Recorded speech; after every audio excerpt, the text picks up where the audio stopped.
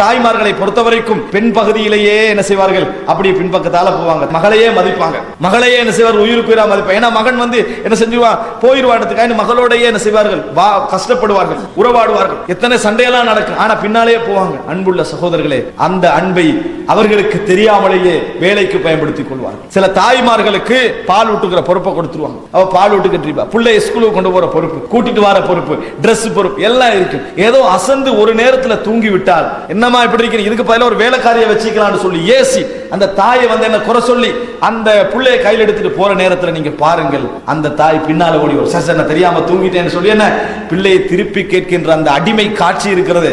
பெண்கள் அல்லாஹ்வை பயந்து கொள்ள வேண்டும். அன்புள்ள சகோதரர்களே, புரிந்து கொள்ளுங்கள், உங்கள் தாய் உங்களுக்கு பின்னால் திரிவதெல்லாம் உங்கள் மீது வைத்திருக்கக்கூடிய அன்பின் காரணமாக, உங்கள் மீது வைத்திருக்கக்கூடிய பாசத்தின் காரணமாக. அவளுக்கும் ரோசம் உண்டு, அவளுக்கும் ஆத்திரம் உண்டு, ஆனா ஏன் தெரியுதா, உங்கள் மீது வைத்திருக்கக்கூடிய அன்பு.